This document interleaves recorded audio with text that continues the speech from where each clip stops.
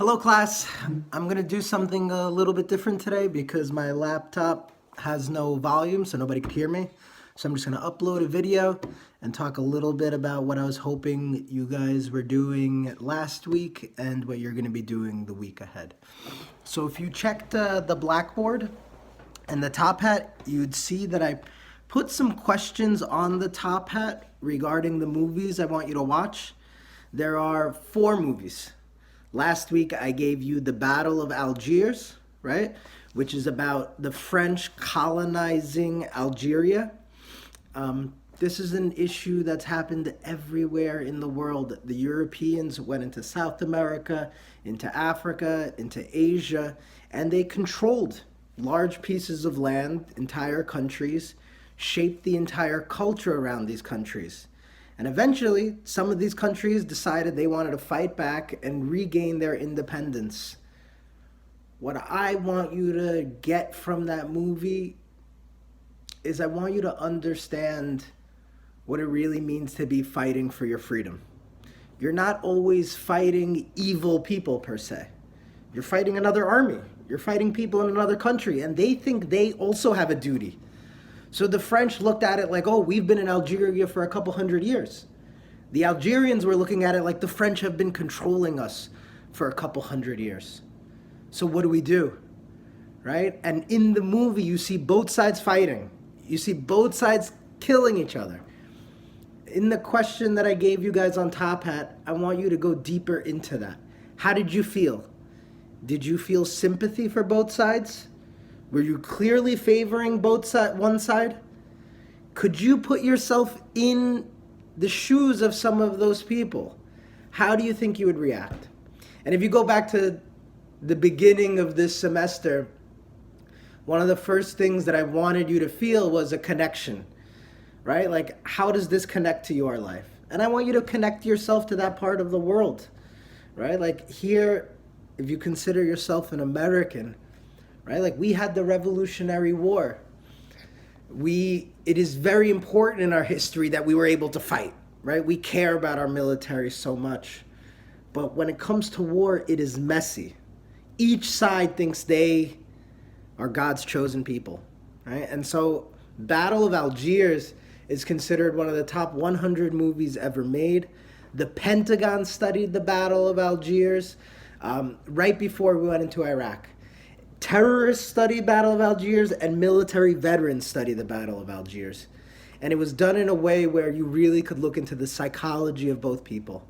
And since we are in a global pandemic right now, and you see how people are reacting, the scariest thing right now is not a disease, it's people. And so I think it'll be interesting for you guys to watch that movie and really dissect it. So please go to TopHat and answer that question that I put in. Right now, there's 4 questions that are on TopHat. After every movie and many YouTube videos, I'm going to ask you a question basically where you put your thoughts and feelings into it. I'm not really checking grammar. What I'm going to be checking is how much did you watch the movie, how much can you reference the movie, and how in-depth are you thinking about the actual question, right? I just want to know that you guys are thinking and you're headed on the right track, okay? The second movie is Hotel Rwanda. Now, with Hotel Rwanda, there are 2 other YouTube, there's a YouTube video and there's an article that I showed you. One of the YouTube videos was called In the Heart of Darkness. In the Heart of Darkness, it's a 7-minute YouTube video. It'll give you more of an understanding of the colonialism and even a background into what happened to Algeria. All the European powers in the late 1800s got together, like you would get together with a bunch of your friends, and they divided up all of Africa. And they said, okay, Great Britain, you could get South Africa, right? What's in the south? France, you could get what's in the west. Germany, you could get what's in the southwest.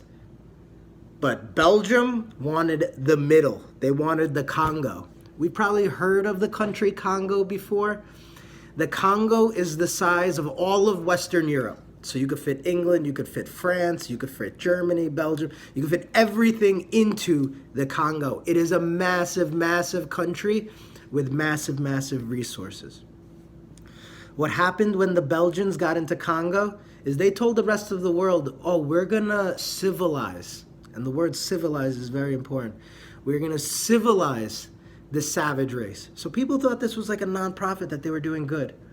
Really, what King Leopold of Belgium did was he enslaved millions and millions of Congolese people, right? The women, the army would go in. There was like 100,000 Belgian troops with guns. They would go in, they would take the women, right? They would rape the women. And they would then tell the men, if you do not come back with rubber, we will kill your women. So the men were forced to go to get rubber. If they didn't come back with enough rubber, they killed the men, right? It didn't matter. Oh, the men don't care, like they don't want to work. All right, not only are we going to kill your wives, we are going to slaughter your children, and we're going to cut off the hands of your children. If you watch the video, you will see some of these types of images. And these were real. The only reason it stopped in 1920 was 10 million Congolese people were already killed. So there was no more real workers there to get the rubber. Also, now they had Vietnam, another place where there was rubber trees. So they didn't really need the Congo. And finally, there was one woman who was taking pictures. She was from England. She was a Christian. And a father in the Congo brought to her the hands of her kids, right? They said, these are the hands that were cut off of my children. And she started taking pictures of that and circulating it around England. And people started thinking, oh my God, what are we doing? What are we supporting? And the English and the rest of Europe basically told Belgium, you have to get out of there. But Belgium only left because there was no more money to be made. It's not like they left and they realized, oh my God, what we were doing was brutal and cruel. That wasn't it. What they realized was other people found out. And that's the issue that happens a lot in our world. So you have to watch that video. And then, obviously, if you saw Hotel Rwanda, you saw the atrocities that went on in Hotel Rwanda, right? Violence, murder, killing, rapes. They were going into orphanages and killing babies. There's two groups in Hotel Rwanda that you have to pay attention to. One group is called the Tutsis. One group is called the Hutus. When the French and the Belgians went into Congo and Rwanda, Rwanda is a neighbor of Congo, they practiced something called divide and conquer. And so what they did was the taller, skinnier, people with smaller noses, lighter skinned Africans, they said, okay, we're going to call you Tutsis. You're a little bit more European, right?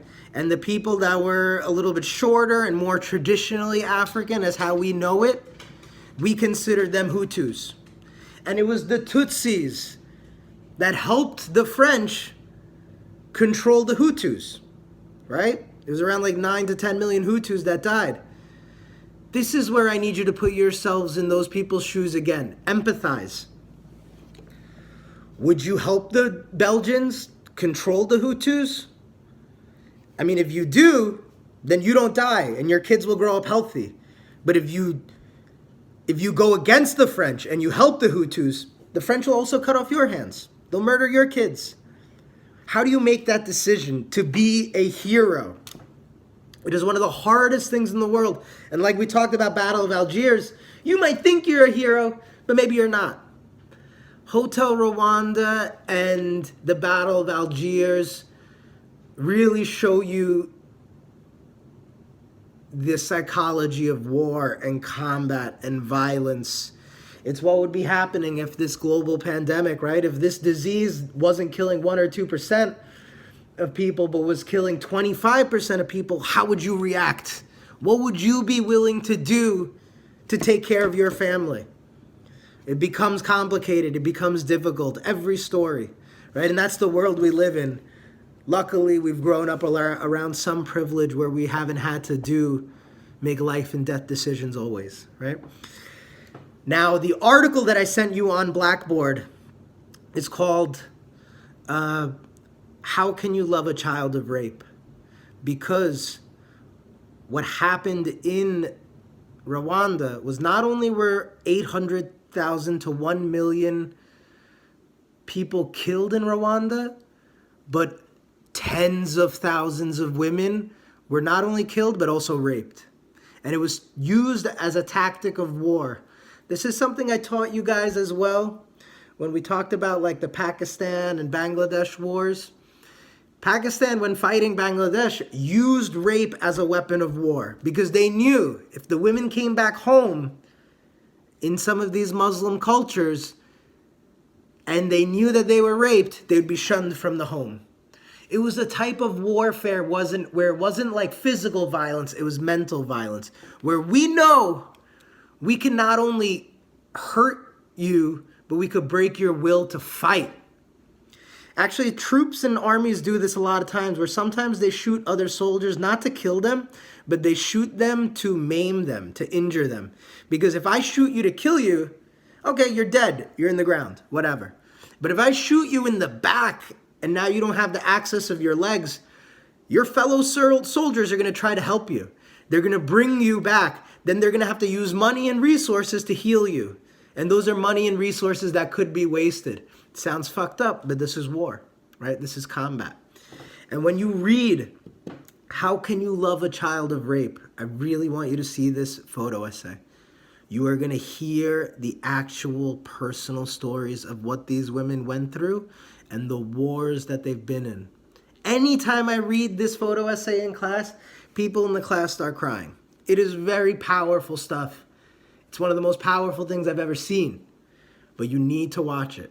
And so if you watch In the Heart of Darkness, the YouTube clip, then you watch Hotel Rwanda, and then you read How Can I Love a Child of Rape, it'll give you a little bit of the beginning, the middle, and the end when it comes to Rwanda and the Congo. Right? Very dark stories, but very important stories for you to understand. Because we have people in this country and all around the world that advocate for war, but that have literally zero idea of what goes into war.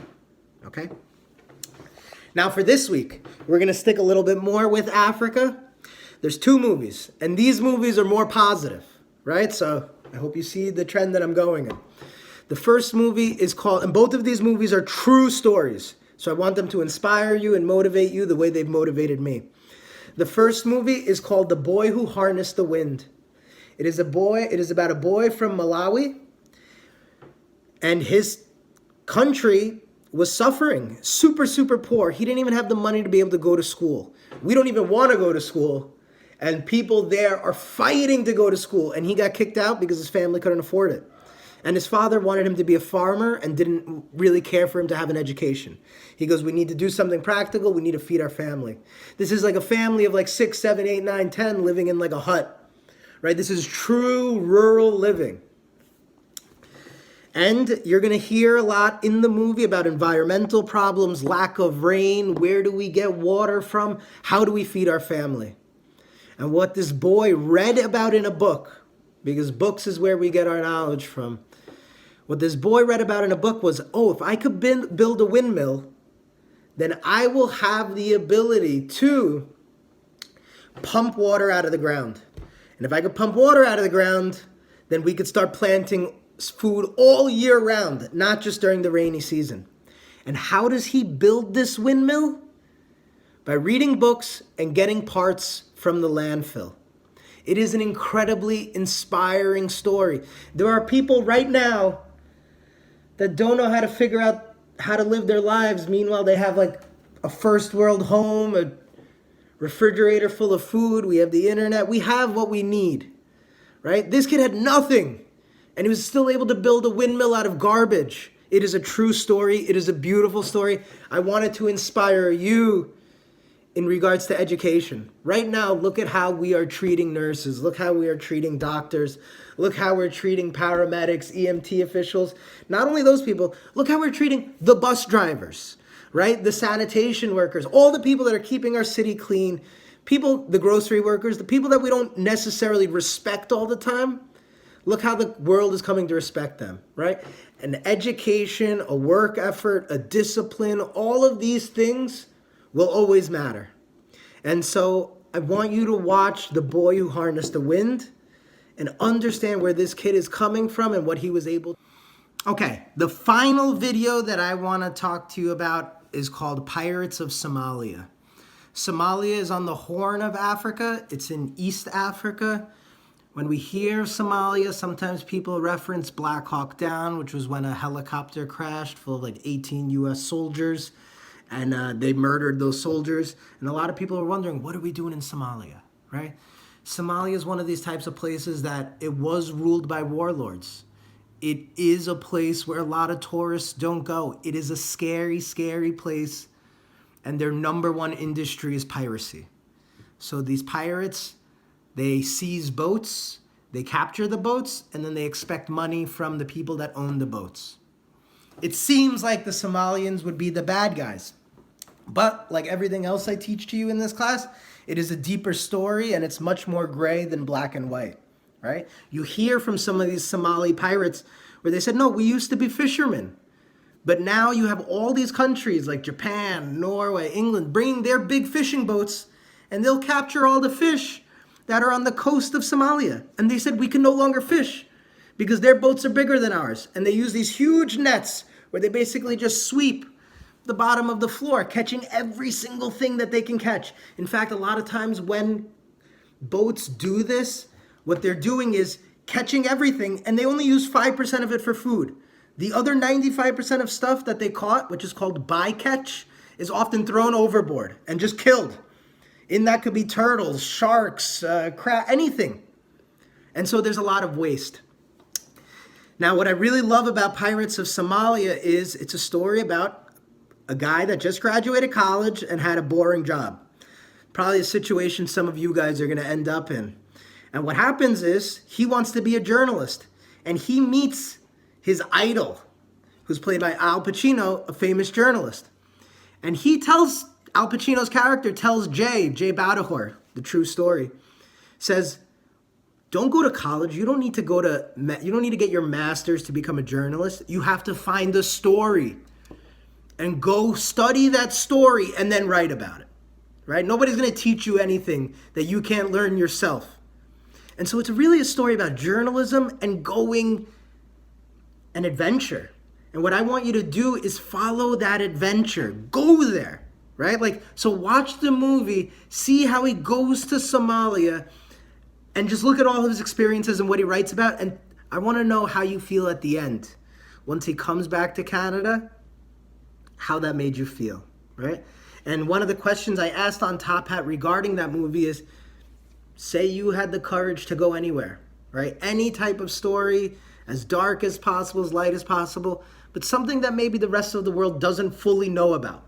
Just like the rest of the world didn't fully know about Somalia and their pirates. Where would you go and what story would you want to write? So to recap last week's lessons, today's lesson, everything about Africa. You're watching Battle of Algiers, which is about colonialism and conflict between France and Algeria, and what is terrorism and what is freedom fighting.